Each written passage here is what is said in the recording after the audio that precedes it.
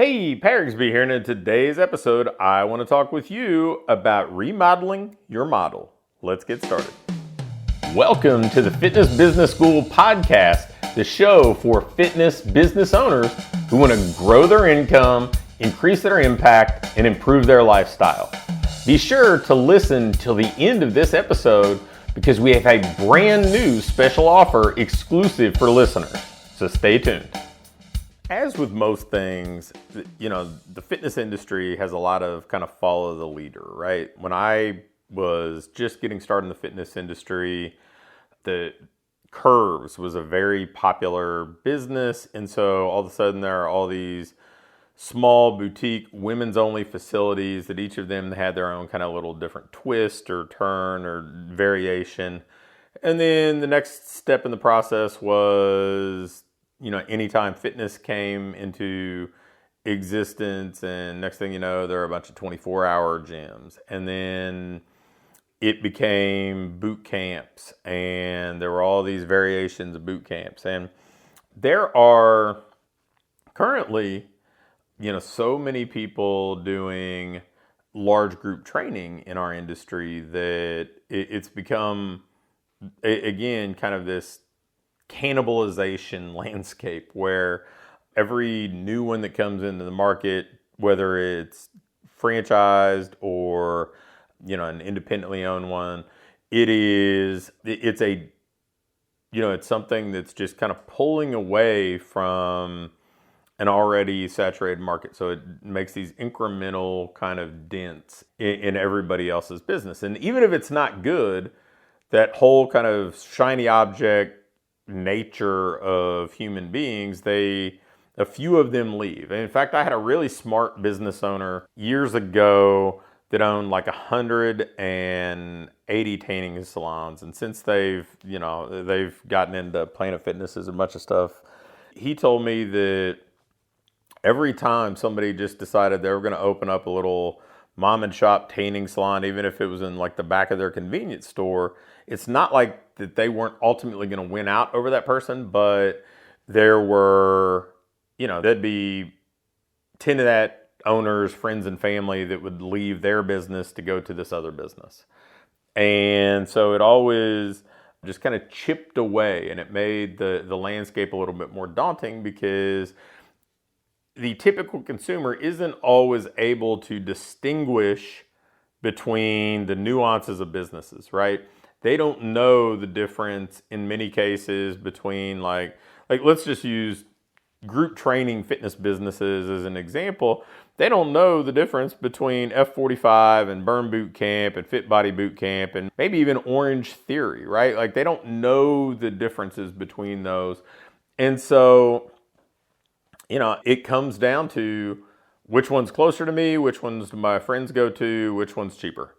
And so one of the things that I kind of encourage people to look at is there something different about your model? Is there something different that makes you distinguishable from the start? Do you have a business model that, consumers immediately know it's a little bit different? In the franchising world, I would tell you that, I think, Rick Mayo with Alloy has done a pretty cool job of making it feel different than most of the other franchised options out there. And having spent a lot of time in the franchising world, I don't know if that's always easy because it's not the safe play because everybody else is doing one thing, so you're doing something different.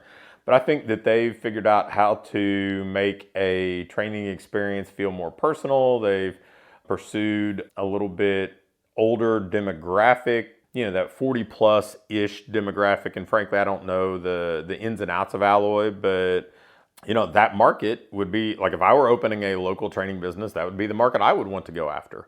So I think that doing that sort of thing works. So how do you do this if you're an independent operator, if you have your own business, your own brand? Well, there are a couple easy ways to go. The first would be small group training is a really viable option because a lot of people's large group training ends up being small group training anyway. They don't fill up, they feel like, hey, I've priced this that if I get 30 people in the room, I'm going to make a lot of money, but they get 6. So maybe you build your business around getting 6. And these small group training businesses, they don't necessarily need as big a footprint, or you can run multiple sessions simultaneously if you have a little bit bigger footprint and could do it, but you can price in a little bit more premium way. And what's great is for the person who, doesn't necessarily want to be in a room full of 30 people, this is an appealing option that is less expensive per month, per session, whatever, than one-on-one training, and still allows people to feel like they're getting a personalized experience. I think that it is again, I don't know that I'm the best barometer of this, but if I were going to open up a training business locally, small group training would probably be my first choice.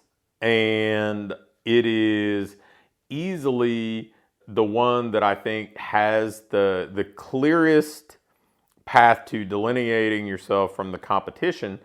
And I think what's great about it is you can kind of layer on something where maybe all of your marketing efforts, all of your, all of your social proof, everything else, maybe you are using that kind of 40 and over demographic as to who you're marketing to. And it just narrows what you're doing. Instead of feeling like you're casting such a big net, you get to talk about how you're different. You get to speak to a specific type of person. They're not super hard to find as far as whether buying lists or using Facebook ads or even doing neighborhood marketing, or like what the real estate world might call target farming, and just going and spending time marketing in neighborhoods and becoming a preeminent solution in those areas. So I think small group training would be a really interesting way if you're looking for a way to update your model. I'll tell you the other one that I think has plenty of potential that a lot of people don't do, and you could do this in addition to something you're doing, or even reinvent what you're doing and dive into it. And it's one-on-one in-home training. I mean, we definitely live in a world where people like things delivered to them. They like convenience. There are ways to create some leverage and do things in certain neighborhoods at certain days or times, because we see that with landscapers even, right? They mow all the lawns in a particular neighborhood on a Tuesday. Well, you could certainly do things in that sort of fashion if you chose. You could use neighborhoods and social proof of people who live in those neighborhoods. That was something that we did periodically, and I thought it was just such a powerful marketing tactic, was, using somebody's neighbor as a case study when marketing to the remainder of that neighborhood. And, that sort of thing I think works really well. And what's nice about it is incredibly low overhead, right? Like, we don't need to sign a lease. We don't need to have, a whole lot of expensive equipment. You're delivering stuff to people's door, which certainly is in line with what people are gravitating to today. So if you are looking for a way to maybe update your model, this is pretty good. This is it. So there are plenty of other things you can do, but I just want to throw those two out there as a start to get your wheels turning and see how maybe you can find a way to stand out from the crowd and not blend in with the vast array of franchise large group training businesses and independent large group training businesses that pretty much permeate every market. Thanks for listening to this episode of the Fitness Business School. Before you go, I have a quick announcement. One of the things that we've been doing with our current clients is taking them through this ideal business diagnostic. And really what it is, this checklist that allows you to pinpoint exactly what your business needs next, so you can keep improving, keep growing, and build a business that you love to own. One that pays you well, one that allows you to have the impact you want to have, and one that allows you to have a lifestyle that you truly enjoy. In this diagnostic, we walk through everything and we do an evaluation and can instantly pinpoint what you need to do next to build that business that you want. I'm going to extend this opportunity to get on with either me or my team and take you through this evaluation and fix your business's most vital needs fast. So if we take you through this, you're gonna be able to make those vital changes that you need to finally have what I call your ideal business. If you'd be interested in going through this entirely free, risk-free diagnostic with us and learn what you already have in place, what you're doing well, and where your greatest opportunities for rapid improvement are, just shoot me an email with diagnostic in the subject line to pat@patrigsby.com. Again, an email to pat@patrigsby.com with diagnostic in the subject line will get you scheduled and take you through this evaluation to help you build the business you want.